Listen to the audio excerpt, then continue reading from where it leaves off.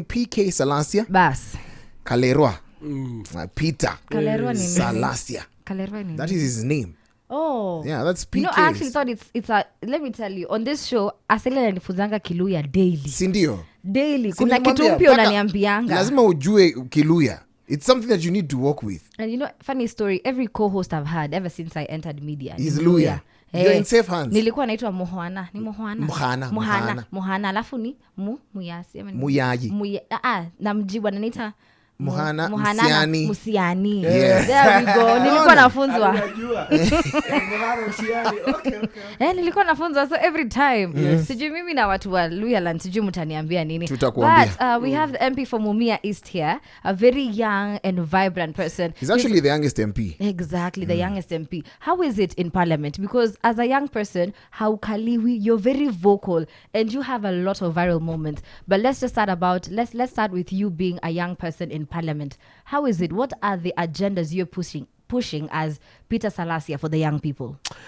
Okay, I can say that as much as we will say, like, there is talking, and then there is also what you call the practical issues on issues. You see, like, the framework in which the parliament is working on today, you find like we really need to be more young people in the parliament so that we can be able to push the agenda.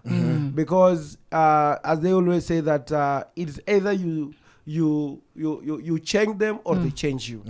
And you realize that the old people, not even the old, those who believe they call themselves the high-ranking members and all that, they always have their way. And you might try to come up with your own motions, but they will still have the way. So, and that's why I really want to have more young people in the parliament, because they'll be able to come up with the real issues. There is a lot of bureaucracy in the parliament, like to be changed. It really needs serious changes, and that's why you realize that again.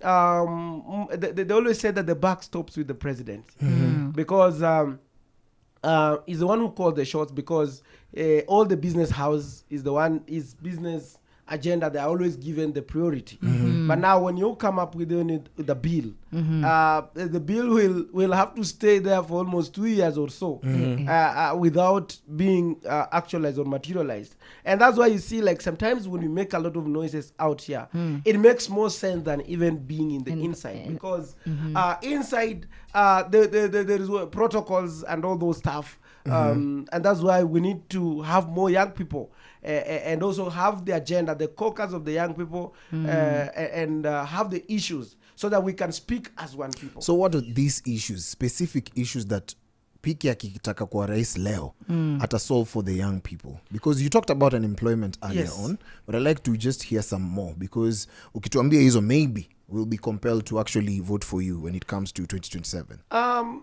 Number one, as we've just said, like, there is a principle that the leaders have never, or as a nation, we have never asked ourselves. Like, we have never asked ourselves, like, how many young people that every year we are bringing on job market, like maybe graduating in different disciplines, maybe that those who are doing over 100,000 yearly. Over 100,000. And how many jobs opportunity are we talking about? That as these of months, we have created this number of the job opportunities. We have improved maybe the private sector that we have brought it on board, like ABCD. This policy that we are making today is going to make sure, like, in another 1 year from now, more companies will be thriving in the private sectors. That we have never asked ourselves, like, how the private sector, maybe the clothing industry in China, how are they making it so easy for them to make their clothes to be cheaper as compared to our clothes in Kenya? And even just the export as well. Yes. How are we, whatever we are importing, because you see, you must be an economist. And for you to be an economist, you must also ask yourself, you can't force things to work on your way. But you must, like, for example, if we say, like, we want to make, let me just say, like, for example, phones. Can we be able to make our own phones and be cheaper compared to others? And that is what is easy as it is. Like, for example, we have been struggling so much Yes. to fight this thing called Mitumba thing. Eh. Why is it that we cannot, because our boundaries or borders, they are so porous, like we can enter anything. Yeah. And with the new policy, they call them there is the COMESA thing agreement that was signed. There was this the one that has been, so our trade deals basically. Trade whatever deals. Yeah. The trade deals. They are making, if you are not able to make your country to be competitive enough, then you are going nowhere. You ask yourself, why are we still going? Like, if you want to make, maybe we are talking about eggs in Kenya, you want to do eggs production or dairy milk. Like, for example, I'm trying to do some dairy in my home. So, like, you ask yourself, if you want to make profit, you have to go to Uganda, get those dairy stuff, whatever. So you still make, like, the production in Kenya be expensive. So you say so you look at farming, you look at leadership, youth representation, the number to actually go up, and trade. Why I'm putting a pause on that is because there's a lot that's happening in the country right now. PK, people have been shot in the streets. Police brutality is becoming rampant. What do you have to say about that? Because there's a lot of silence on what's really going down on ground, especially from our elected leaders.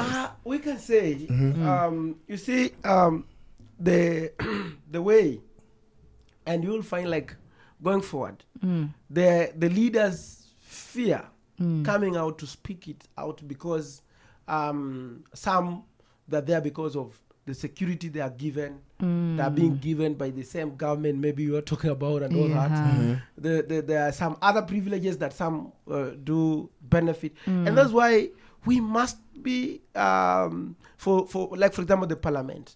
I always ask the parliament today, parliament is not independent because it's being controlled from outside, and political parties are interfering with also the kind of politics we have. Because you ask yourself, what interest do a political party have a way in choosing the membership? Like, for example, when I went against the wishes of the broad-based of coming out and calling them out, I was removed in my key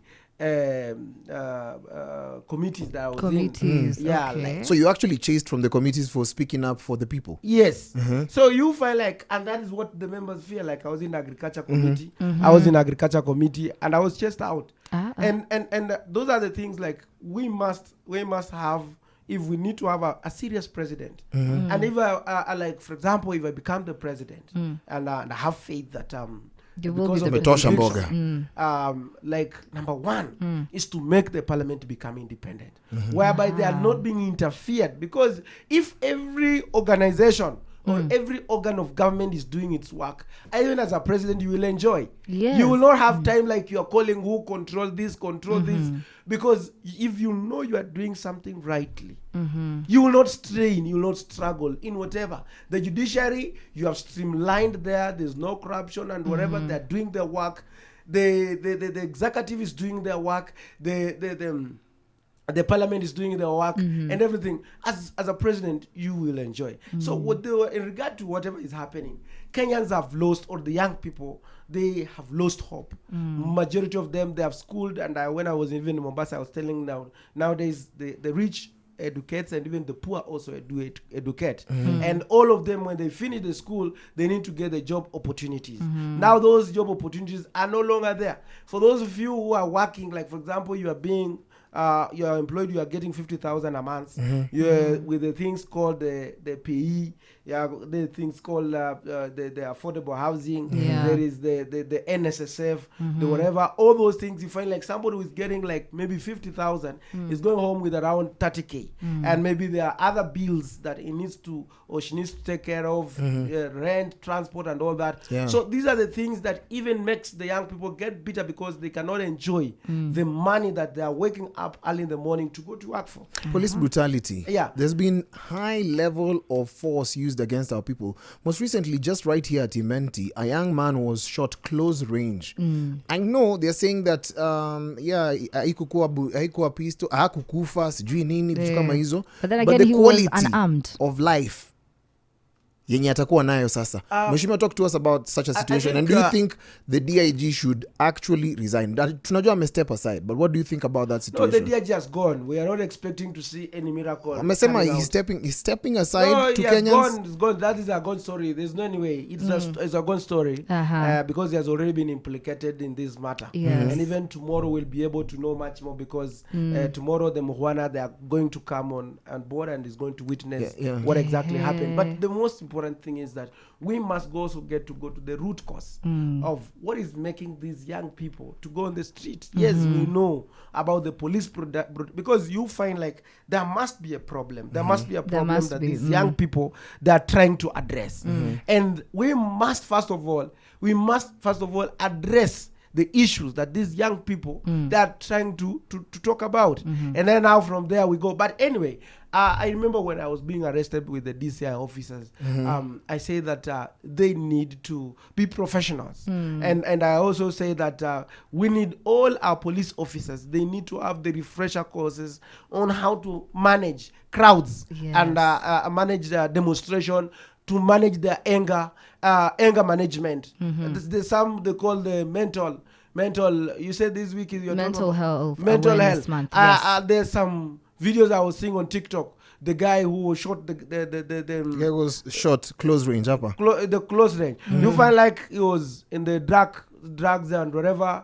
Okay, I'm not saying like the conduct you could see not so much. It's like he really needed somebody to speak to somebody. He was having disturbed mentally. If there's some whatever, so he really needs. So I think the police officers need the refresher courses, and then they also need to go for they call them what? Evaluation. They just need to be psychology. Counseling on this. And you see, like the Kenya police in Kenya is not like in US. The police officers, they are in their unions. They can endorse any political whatever they want to vote for and all that. But you find like in Kenya, the junior officers, they are suffering. They cannot speak it out. They are going through a lot of hell. So I think is one of the reforms that I need as a president going forward. Like when I take over, you must make sure that these police officers, the junior officers, that are in unions, and they're not being taken advantage by the senior officers. Nation FM, your voice, your vibe.